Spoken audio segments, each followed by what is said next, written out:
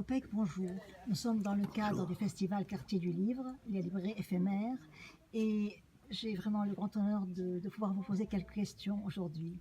J'ai lu dans votre livre quelque chose de très beau. Vous dites en dédicace presque que le succès a beaucoup de pères, mais que le non-succès en quelque sorte est orphelin. Ben ça, je l'ai vu souvent autour de moi.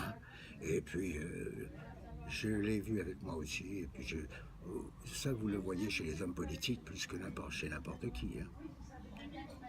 Aujourd'hui, vous avez écrit un livre qui s'appelle Popek, pardonnez-moi, de qui tu tiens ce don-là? C'est pas moi qui ai choisi le titre, parce que vous savez, c'est rarement l'auteur, c'est l'éditeur. Oui. J'aurais pas choisi ce titre-là, mais lui, c'était pire parce que je lui avais raconté que mon père, lorsqu'il m'a vu dans le journal, j'avais 21 ans, 22 ans, et je venais d'avoir le premier prix dans un grand cours de théâtre, le cours Simon. Oui. Le prix Marcel Achard qui m'avait été remis par Marcel Achard lui-même. Donc j'ai eu ma photo et un article dans le Figaro. Mon père était tellement surpris car j'étais un introverti, j'étais totalement inculte, enfin, autodidacte. J'avais des dons, bien sûr, des dons instinctifs. Mais pour mon père, j'étais un timide.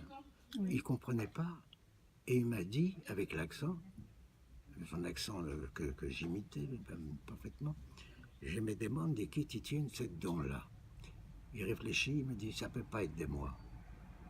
Je pense que c'est de ta mère. Elle mentait tout le temps. Voilà. Maman avait 25 ans de moins que mon père. Vous avez dit quelque chose dans votre livre que j'aime beaucoup. Vous dites que démographiquement, vous avez dépassé l'âge. Mais oui, parce que c'est vrai. Que c'est 69 ans, c'est ça l'âge de 79. 79, voilà. Et 5 mois. Et 5 mois. Et ouais. J'ai adoré cette phrase. Je suis en dépassement démographique. Voilà, j'ai adoré ça, d'être en dépassement démographique. Oui. Et à la fin de votre livre, il y a un chapitre qui est très touchant, c'est Rideau. Ah oui. C'est quoi Rideau? Il ne devait pas y être ce chapitre, mais il m'a dit il manque une conclusion. L'éditeur m'a dit il a bien fait.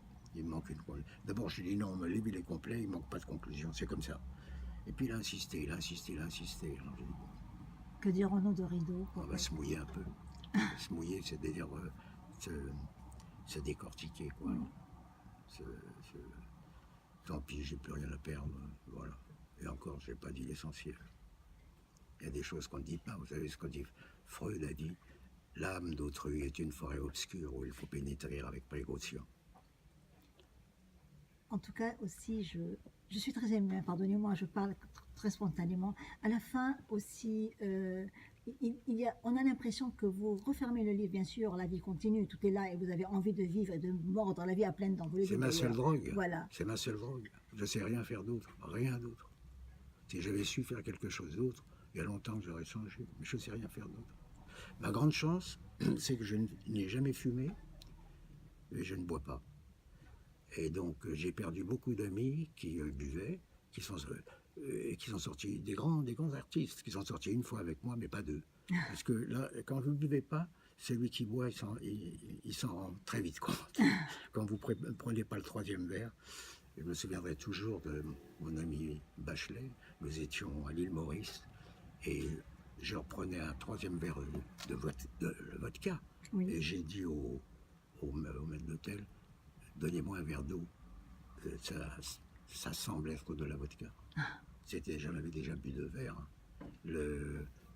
Et le vodka, comme je ne buvais pas, ça me rendait malade. Donc, sur le film de Polanski, où j'ai un petit rôle, je lui dis en riant, il me dit, vous avez oublié de danser. Ah, j'ai dit, mais si vous ne me donnez pas de vodka, je ne danse pas. Et il l'a pris à la lettre, il est allé me chercher de la vodka. Mais c'est que je n'avais pas mangé de la journée, depuis 6 heures du matin. Alors pour danser, j'ai dansé, mais j'ai été malade toute la journée. Lui, il était content. Il avait obtenu ce qu'il voulait. Popek, pour terminer, qu'est-ce que vous auriez à nous dire sur la vie d'acteur? Je dirais, il faut engranger le plus possible du savoir de nos anciens, des grands auteurs. C'est ça qui enrichit l'âme, ce que j'ai pas fait. J'étais un instinctif, je n'avais qu'à aller quelque part, on n'avait pas besoin de m'expliquer 1 heure, alors qu'il y a des acteurs qui, eux, étaient beaucoup plus, comment vous dire, cultivés que moi, ils avaient besoin de 50 explications pour leur dire.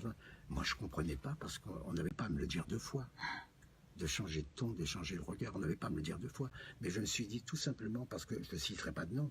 Ce grand acteur-là, il n'a pas d'oreille musicale, il n'a pas d'oreille. Donc il ne comprend pas le ton sur lequel il ne donne pas la voix qu'on lui indique. Il ne peut pas, il n'a pas d'oreille musicale. Alors il doit répéter 50 fois, parce que moi je pige même avant qu'on me le dise.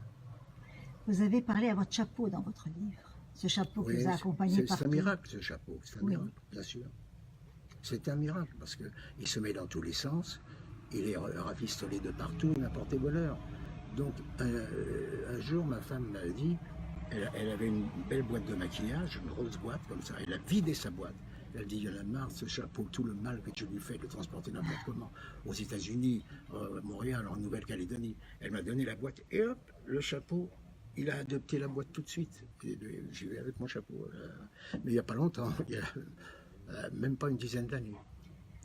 En tout cas, merci beaucoup. C'était dans le cadre du festival du quartier du livre, librairie éphémère, Jeanne Orion.